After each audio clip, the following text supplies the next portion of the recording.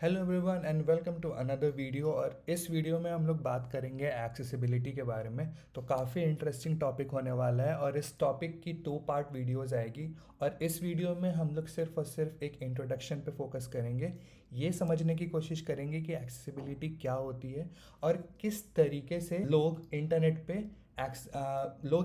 को यूज़ करते हैं। तो चलिए वीडियो को स्टार्ट करते हैं।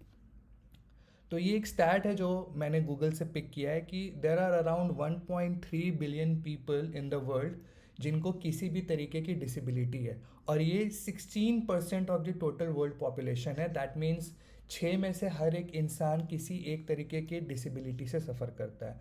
तो आप ये समझ सकते हो कि जिन लोगों को डिसेबिलिटी होती है, चाहे वो मेंटल हो, फिजिकल हो, साइकोलॉजिकल हो या कॉग्निटिव हो, या उनको सुनने में देखने में किसी भी तरीके की प्रॉब्लम होती है, तो उनके लिए नॉर्मल इंसान की तरह फंक्शन करना मुश्किल होता है। And that is why they have a very hard time accessing the internet. They have a very hard time using a computer और a laptop. उनके लिए काफ़ी मुश्किलें फेस करनी पड़ती हैं। अलग अलग तरीके की डिसेबिलिटीज़ को अगर मैं ब्रॉडली क्लासीफाई करूं तो फिजिकल डिसेबिलिटीज़ होती हैं। सिमिलरली देर इज़ कॉग्निटिव और न्यूरोलॉजिकल, जिसको हम लोग मेंटल डिसेबिलिटी भी बोलते हैं। और विजुअल और हियरिंग, अगर आपको देखने में या सुनने में प्रॉब्लम होती है तो वो एक तरीके की डिसेबिलिटी होती है। और इन लोगों को, जिन लोगों को डिसेबिलिटीज़ होती हैं, they have a very hard time accessing the internet. उनको इंटरनेट एक्सेस करना, लेट अलोन उनको अपना कंप्यूटर यूज़ करने में भी बहुत ज़्यादा प्रॉब्लम फेस करना होता है। तो ऐसे लोगों के लिए कुछ असिस्टिव टूल्स हैं जो कि बन रखी हैं, और वो इन टूल्स को यूज़ करके अपने सिस्टम को या अपने मोबाइल को या इवन इंटरनेट को एक्सेस करते हैं।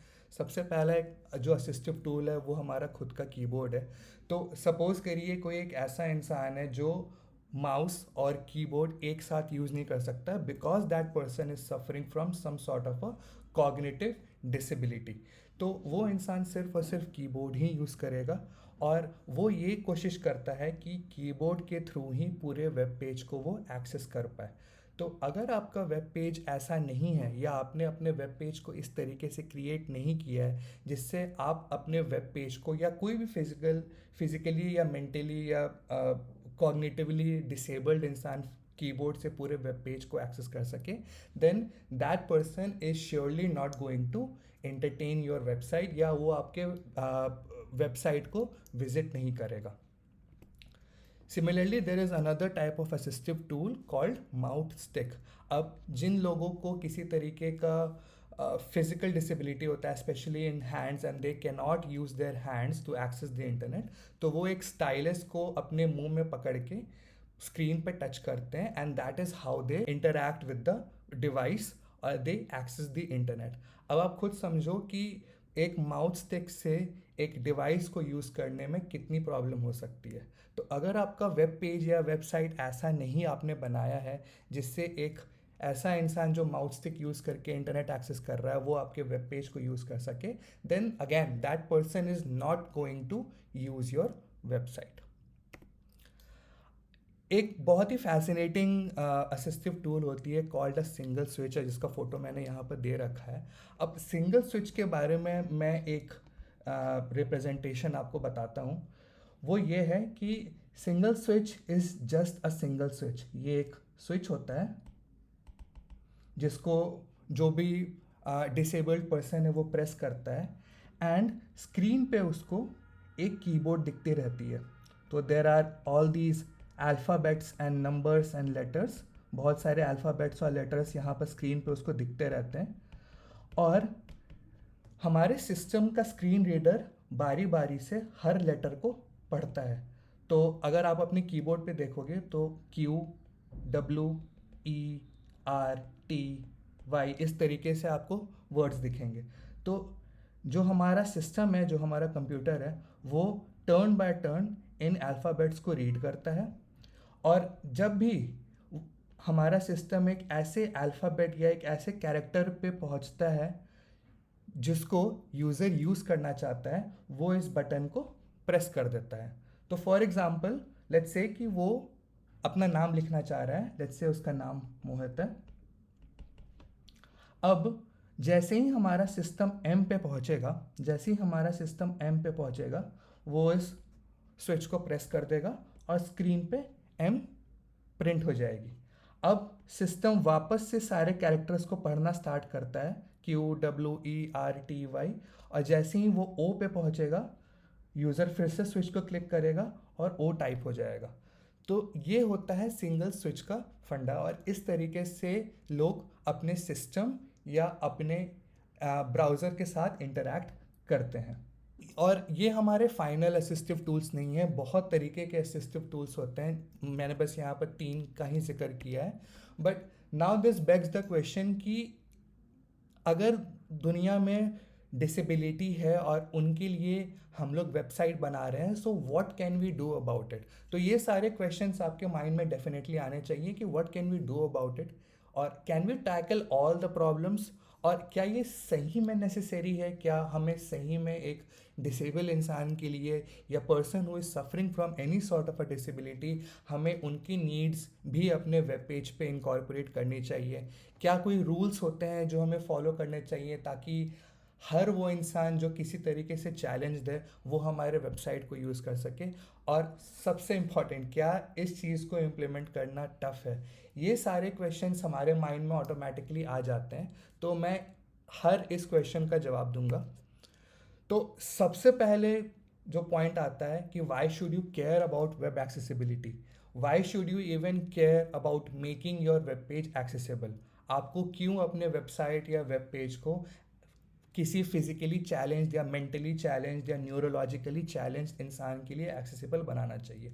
तो सबसे पहला पॉइंट तो बिल्कुल जेन्युइन है कि ये एक ह्यूमन राइट है। जिस तरह आप इंटरनेट को यूज़ कर रहे हो, कोई एक फिजिकली चैलेंज इंसान भी आपकी तरह इंटरनेट को एक्सेस करना चाहता है। तो आपके लिए काफ़ी सिंपल होगा, लेकिन जो भी चैलेंज पर्सन है उसके लिए काफ़ी मुश्किल हो सकती है। So we are kind of depriving the right of that human being to access the internet. तो ह्यूमन राइट के बेसिस पे भी as a developer you should care about web accessibility. Second चीज़ जो आती है वो है लीगल इश्यूज। अब इंडिया में एक्सेसिबिलिटी को लेके कोई बहुत ज़्यादा स्ट्रिक्ट रूल नहीं है, और बल्कि सरकार हमेशा ये बोलती है कि आप जो भी वेबसाइट बनाओ, make sure that it is accessible to every person out there. That means even a challenged person can use your website. But इस पे कोई हार्ड एंड फास्ट रूल अभी भी इंडिया में अवेलेबल नहीं है। बट अगर आप यूएस या यूरोप में अपने वेबसाइट को लॉन्च कर रहे हो, तो वहाँ की सरकार इस चीज़ को लीगलाइज कर चुकी है, और वो ये चीज़ बोलती है कि अगर आपका वेबसाइट एक पर्टिकुलर लेवल तक एक्सेसिबल नहीं है, तो हम आपको आपका वेबसाइट यहाँ पर इस पर्टिकुलर रीजन या कंट्री में लॉन्च नहीं करने देंगे। तो there could be a lot of legal issues if you are creating a website for the people living in the US or in the Europe region। तीसरा पॉइंट आता है, और ये प्योरली मार्केटिंग बेस्ड है, कि अगर आप अपने वेब पेज या वेबसाइट को एक्सेसिबल बना रहे हो तो you are technically reaching a wider audience base. जैसा कि मैंने अपने प्रीवियस स्लाइड में बताया कि अराउंड 16% of the world population suffers from disability. तो अगर आप उन 16% को भी अपने ऑडियंस बेस में इंक्लूड करते हो, तो अगर आपका एक बहुत ही अच्छा प्रोडक्ट है और वो 16% लोग जो वर्ल्ड के हैं वो भी आपके वेबसाइट या प्रोडक्ट को यूज़ कर पा रहे हैं, तो you are technically creating a much more wider audience base. और फोर्थ पॉइंट ये आता है कि if you are making things more and more accessible, अगर आप जो भी वेबसाइट बनाते हो और उसको अगर आप एक्सेसिबल कर रहे हो, so you are creating a very large impact on the internet. आप इंटरनेट पे मेक श्योर कर रहे हो कि हर इंसान रिगार्डलेस ऑफ हिज और हर डिसेबिलिटी और physical appearance, they can access the internet in the same capacity. उस सेम कैपेसिटी से वो इंसान भी इंटरनेट को एक्सेस कर सकता है जैसा कि एक नॉर्मल इंसान कर सकता है। और as a developer your impact on the website increases. ये चीज़ थर्ड पॉइंट के साथ बिल्कुल कोरिलेटेड है कि अगर आप as a developer audience base को बढ़ा रहे हो, आप अपने मार्केटिंग ऑडियंस को भी इंक्रीज कर रहे हो, तो as a developer you are making much more impact on your website, और इसके लिए आपकी कंपनी भी आपको थैंकफुल होगी। तो ये कुछ पॉइंट्स होते हैं that you should care about web accessibility, और ये बहुत ही ब्रॉड पॉइंट्स हैं। तो this was all about the introduction to accessibility. आगे की वीडियो में हम लोग ये सीखेंगे कि किन तरीके से हम लोग अपने वेब पेज या वेबसाइट को एक्सेसिबल बना सकते हैं। So that was it guys. Hopefully आपको ये वीडियो पसंद आई हो। अगर आपको कोई भी फीडबैक या कोई भी क्वेरी है, please drop in a comment, और एक्सेसिबिलिटी के टॉपिक को हम लोग आगे भी कंटिन्यू करेंगे। तब तक के लिए bye, and I will see you all in the next video.